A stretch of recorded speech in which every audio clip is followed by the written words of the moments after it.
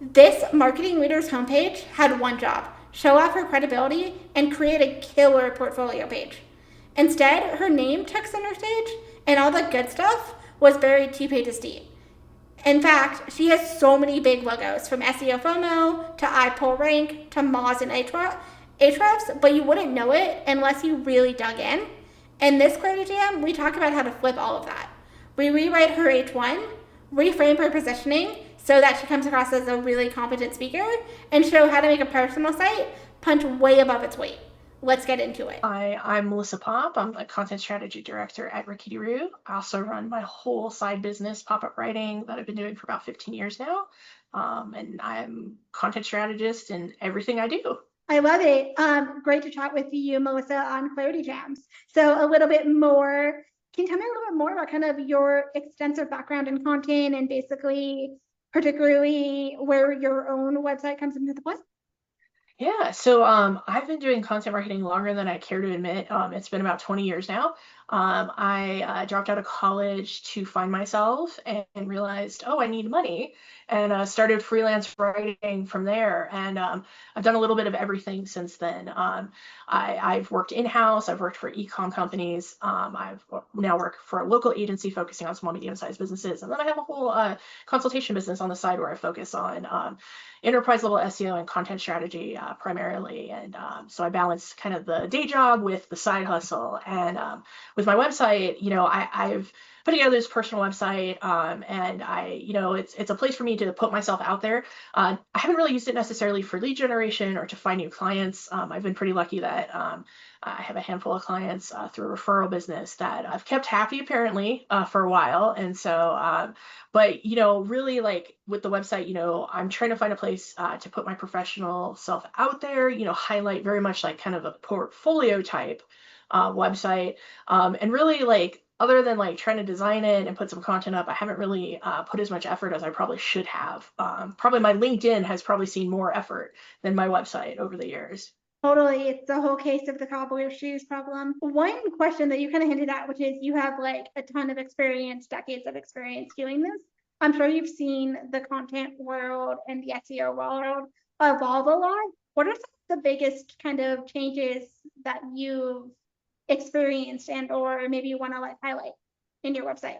Well, that's a good question. I mean, I've been around for so many things. I've been around for, Penguin and Panda updates to Google's core algorithms. I've been around for mobile get-in, which was that was probably the closest to, I feel like, people feeling the sky was falling when mobile get-in happened, and then really not much happened for that.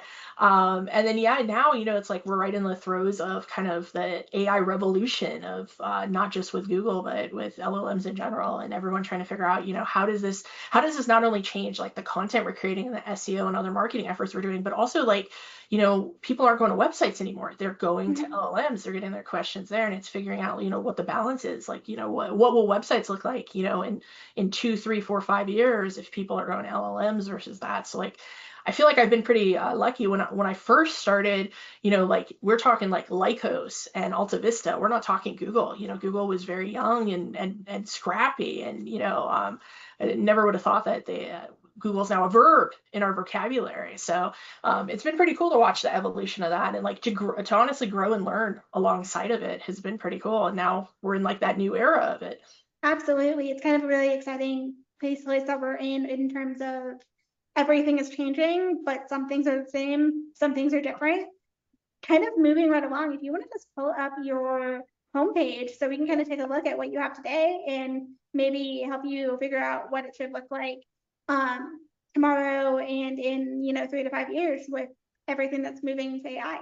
Yeah, So tell me a little bit about kind of your thought process when you first designed and you first launched this version of your website. yeah, so I want to say about like 6, 7 years ago, I got really bored with what my WordPress website was looking like. I think I was still using like one of the default, themes for it, and hadn't really put a lot of effort into it. At the time, I was really unhappy at the agency I was at, and I was starting to look at, potentially leaving that agency and figuring out, okay, I need to put myself out there a little bit more. And so like I started building this website. I bought a theme and started working on it myself, trying to figure out the ins and outs of how it worked.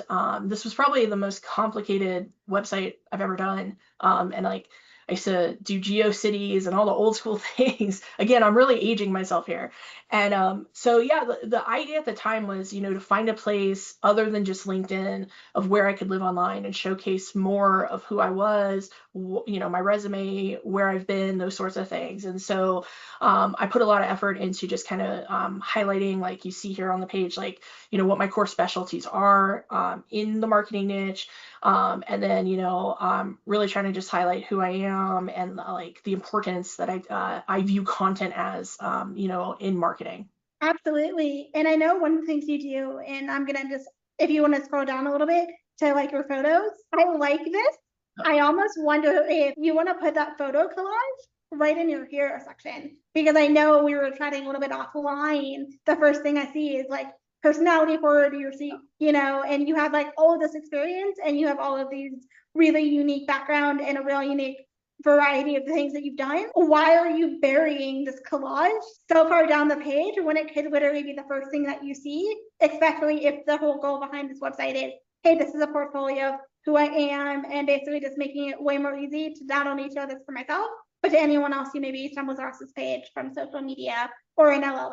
Yeah, no, that's a great idea. And I think the actual answer to that question is I just ran with what the default layout of the homepage was and removed some other elements from it. Like I don't have a classical footer or anything like that. And I think that's really wise. I never thought about how this could be boom, like I never would have associated this with the hero of the homepage. Yeah. Yeah, it's not something that you see all the time, but given the fact that how you have it displayed right now in that grid and you're kind of showcasing, it seems like pretty important people that you're taking photos with in there as well, kind of just boosts your credibility. You kind of can highlight, hey, I've been here since, the early days. I've seen a lot. I know how to handle a lot of different changes. That builds trust for you. And also those photos is just like a really unique way to bring that up right at the forefront. But if you just want to scroll back up to your hero section, the other thing that just immediately stand out to me is you were talking a lot about how, like, your personality and the things you do at Comic-Con and everything else as well. But then your like H1 is just your name, which I'm gonna challenge you to say, hey, can you make that something else? Because you don't necessarily need to be your name can literally just be in the navigation center. It's also in your domain name, so people know it's Melissa's site. Can you make it something else? And then also your friendly neighborhood content strategist sounds great, but I wonder for someone like yourself, where you just highlighted you have like 20 plus years of experience, you've seen Penguin, you've seen Mobilegeddon, you're now doing all the stuff with AI.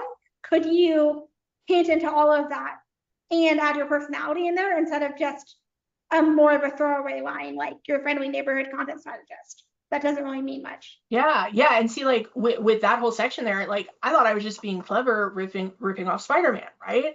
Like, yeah, no, that absolutely makes sense. And like, yeah, having my each one as my name too, like, yeah, like that, like I totally could see now how that's unnecessary. Like people would already be clicking on it, and they'd know my name or be searching for my name, right? Like, yeah. I mean, your name's in your domain name. You can literally just put that in the navigation menu on pretty much any WordPress theme, whatever you do. It's super easy to do that. Even create your own logo there. But chances are, if you've already kind of said before, this is just like, hey, my portfolio site. This is just kind of the place that I want to showcase my personality. Maybe help me kind of showcase what I do, but like it's more for me. I'd almost wonder if that H1 is a missed opportunity of and so that's back to you, which is what is the one sentence that you want to be most known for when you're introducing yourself to people? How do you introduce yourself? Because that can often be the highlight of what you can make your H1, and then suddenly that H2 doesn't necessarily have to be a throwaway line like your friendly neighborhood content strategist. It could just be it could expand into from that H1. No, that totally makes sense. And it's interesting you talk about like a one sentence introduction. Like I don't even know that I could give you one of those right now because like I always introduce myself, as the content strategy director at Rickety Roo, which that is my core job, right? But like for the purpose of this, yeah, like I would want to expand that to highlight my experience. So yeah, I like that. Yeah, so when you're maybe and I totally get it, like that one sentence line can often take months, if not years, to fully understand what that is for you. But like maybe to elaborate a little bit more to help you think about this a little bit more, what is when you're like, meeting somebody at a conference or you're chatting with, a client of the company you work for or a freelance gig type of client, how do you explain yourself in the first 1 to 3 paragraphs? It's a good, I feel like sometimes I have to explain what I do, right? Like, Mhm. and so, I definitely highlight and talk about how I'm a content strategist and how I work with brands to help deliver their messaging throughout all their marketing collateral. That's probably the closest to that, like how I would introduce myself. Yeah. What makes you different from everyone else who does that? Oh, that's a good question. Oh, everybody in my life right now that's watching this is gonna yell at me. Um, I mean, I think my experience definitely, the 20 years experience I've had and seeing, how content marketing has evolved. But I think honestly, what really makes me unique is that, I don't BS and I am a very straight shooter as far as a person goes. I tell it like it is, and like sometimes that's hard to tell people, right? Like like I can imagine you having people on the show and you're going through their website and like some people probably get their feelings hurt, right? And like so I feel like very similar that like my honesty, it's not about hurting feelings, it's about, pushing people to do more and to do better, right? And so like I think that's really what makes me unique. It's that combination of experience and the fact that like you're gonna get what you see with me, like the good, the bad, or the ugly, all in an attempt, all to support someone else's growth, whether I'm working on a content strategy or SEO or something else. Yeah, I like it. You just kind of almost what I'm hearing there is almost probably could be massaged into your H1 where it could Yeah. be, hey, the no nonsense content strategist, who's seen things, has seen things and also will tell it to you straight, but give you results in the process. Something like that, would that be the type of thing that resonates with you? Yeah, no, absolutely. Like, and it's funny, like as a content strategist myself, right? Like I'm good with words. I like to think I am. I hope so. Mhm. And it's funny though, like you talking through this with me right now because like I'm seeing this and I'm like, well, how did I see this before?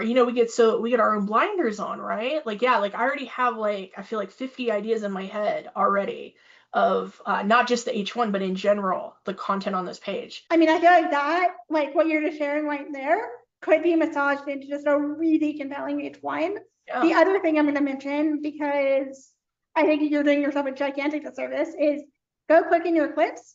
Yeah. I'm not going to talk about the layout for this page because I think there's different ways you can do it. But I'm just throwing this off the record. And I see SEO FOMO, I see I pull rank, I see Ahrefs, I see Moz, a whole bunch of big names in the SEO space. You've also mentioned multiple times 20 years of SEO experience. Now go back to your homepage. Why is none of that above the fold of your website right now? So like right behind where the clouds end, why is there not like a logo banner like you see on pretty much every other website, Yeah. because it works, that literally says featured in Ahrefs, Moz, SEO FOMO, insert maybe 3 more of those in there. I personally do this on my own website, personally advise 99% of clients to do something similar. Sometimes it's logos, sometimes it's testimonials, sometimes it's a flagship case study. Put that in there and it's automatically just going to signal to everyone, hey, Melissa is super credible. She's a badass when it comes to like this no nonsense content strategy piece of side of things. You can make that land way harder. No, I mean like like I said, like sometimes it just takes someone calling you out on stuff that like yeah, like what website doesn't have that, Mhm. right? Like whether you're an agency or you're an individual, like what I mean, Ricky Rue's website has that on it, Yeah. So yeah, like yeah, and I like the idea, like you just said, like right here, above the image or below the image, right? Like Mhm. yeah, like and here I thought, putting all my clips in one place, that was the route to go. And like, for a lot of writers that is, but yeah, you're right. Like if I'm highlighting more than just that and my experience, yeah, that makes absolute sense. I mean, I could just say, just in general, you're not a freelance writer, but I've had about 4 freelance writers on the show now, and pretty much every single one of them has a flips page similar to what you have, and pretty much every single one of them, I'm like, cool, there's nothing wrong with this page, but they all over-index on that page Yeah. to the point where it's like, this is a gigantic disservice. Most people And as someone who also occasionally hires freelance writers, Oh, and also still does a little bit of writing themselves, like, are not going to look at your whole entire clips page. They're going to want to see the 3 clips that you send them that are relevant. So like having a portfolio section helps, but take the best of that and make sure that it's on your homepage. Have it be on your homepage, have it be throughout, so you're not basically requiring people to literally surf through everything to find the gold. And you've basically buried your best clips on, like, halfway down your clips page. Like, why?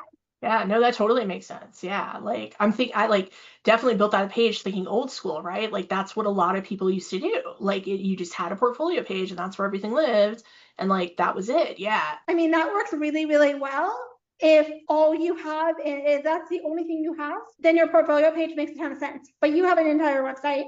Most people who come on to the show also have an entire website. So like there's nothing wrong with having a clips page on there, but treat it as a secondary page. Yeah. And also like if people are asking, you're gonna have way, way more likelihood of, getting that kind of follow-up email or that follow-up call if you just send them, 2 to 3 clips that actually matter, as opposed to having them have to do the work themselves. Yeah. No, that totally makes sense. Yeah. So on the one topic, so the next thing I'm seeing here is view about and view resume. Why both of those, and or what is kind of the desired call to action if you even, that you'd want someone who looks at your website to take? Like, what do you want them to actually do your website? Do you just want them to do about page? Do you want them to subscribe to an email list, even if it's not a newsletter? So you can get some data. Do you want them to go to your LinkedIn? What is that call to action? Do you want them to schedule a call? What is it that you want someone to take? That's a good question. And you know what? Everyone's gonna punch me in the shoulder about this too when they see this, but it's I genuinely don't know. When I first built this, like I said, I was trying to build something where like I could just highlight who I was. It wasn't necessarily about lead generation, finding new business, even being on podcasts or webinars or anything like that. And so honestly, I think this is another section of this page that like I saw how this hero section up here was laid out and I just kind of went with what it was. And I was like, oh, what would kind of make sense to go there? And at the time, it felt like the about page and the resume page.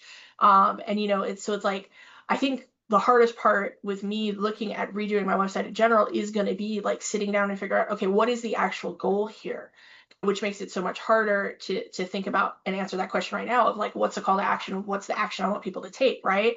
I think right now in my head, I really think, I still want this to be about highlighting who I am and potentially, definitely now potentially putting myself out there to appear in more places, like on podcasts, webinars, conferences, that sort of thing. So I think, changing this to be, I haven't spoken anywhere big yet, but I am a couple places this year. So I'll add a speaker page to this. So like that could be a good call to action of driving people to the speaker page, to a contact form of like reaching out to me. Yep. See, I'm already learning. We've been talking for just a little bit. I'm already learning. There you go. You just answered that question yourself, which is, hey, instead of making it be wasting all your best real estate on an about and a resume, just be like, book me to speak. Yeah. And also, I would call bullshit on that. You already have all of the SEO logos. So even if you don't necessarily have a lot of the biggest name conferences, lean into the fact that you have all those logos. That's more than enough to get you considered to talk at SEO conferences. Yeah, no, definitely. And that's part of some of this, right? Too, like that imposter syndrome of like, like you say that, like I have that experience in those clips and those logos, right? And like it still doesn't occur to me that I do, right? But yeah, like that ties into totally like adding that to the homepage and then making that the call to action of booking me to speak. Yeah. Like that totally goes in hand to hand. So just to kind of reframe, we basically just rewrote your entire hero section. So you're going to get rid of the H1 of your name and just put something about the no nonsense SEO strategist.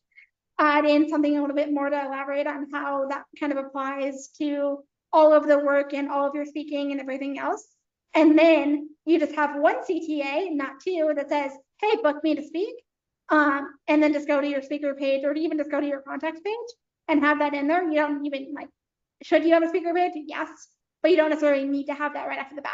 And then add in those photos collages to give you even more social proof because you already have that with all those selfies that you have.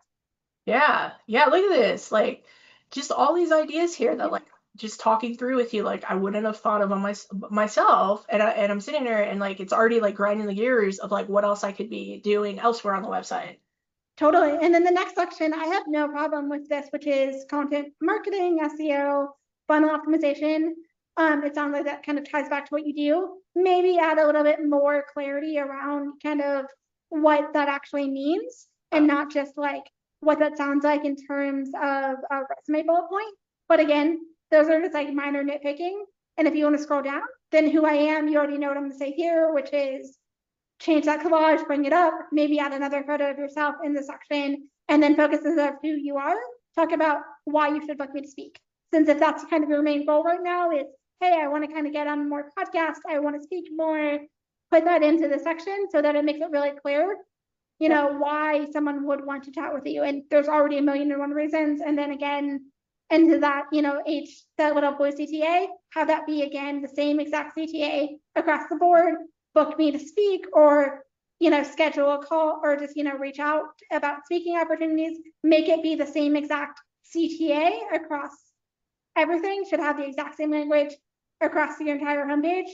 That's how you actually increase conversion rates on this page, and don't introduce like micro friction. Yeah, like it's already like this has already given me ideas of how to update the content throughout the whole site too, like to be more geared towards booking to speak, booking to do events, like that kind of stuff. So like yeah, like my brain is already in like hyperdrive now.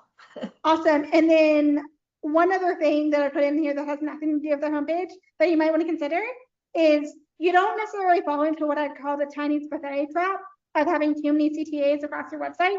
You really only have like 6 of them, plus a few social icons. However, I would almost challenge you to think, could you merge resume and clips into one page? Yeah. And you know, originally when I first built this, it was one page. And then I felt like I had so many clips that like it seemed almost like nobody was even gonna look at that right. And so then I moved that to its own page. But yeah, like I've gone back and forth on that for sure. Like of combining them. So yeah, like I think too, like to go back to you talking about like, you know, focusing on, you know, top 3 to 5, right, of my clips, like definitely like going through them and highlighting those on the resume too, so that it would be something people are going to read and not something that, you know, they're going to be like, oh, this is too long, I don't want to, you know. Yeah. For an employee specific, you know, website like yours that is also really focused in on speaking, something you could potentially do is just combine resume and clips into one and call it experience, or you call it portfolio. And then suddenly you can list all of your experience in there in a way, and you just put your clips in there as like, you know, kind of like little assets to sprinkle in, hey, this isn't just bullet points of X numbers. This is also, let me show you and not just tell you what I did. Yeah, yeah, like it's already making me think too, like, you know, my resume on this too, like, you know, to be fair, is like, you know, the same thing I have on my LinkedIn, right? Yeah. Like it doesn't necessarily have to be the same thing. And like, yeah, converting it to like an experience page and like streamlining the experience to the clips too. Like, oh yeah, yeah, like that's giving me like, yeah. It's gonna be hard to actually like work today after this, like, and do the things I have to check off the to-do list, because like now my brain is just like, oh, I want to jump into this. Before we wrap up, is there anything else, any other questions that you had? Um, wow, like I can't think of any right now because like my brain is just like my mind is just blown right now. Like just this short conversation with you, talking through these things, like has given me like a million ideas, and like also like a different way to actually look at this that I don't think I would have had I not talked to you today. I'd love to hear that. Thank you so much for joining me on Creative Jams. Yeah, thanks for having me. This is fun.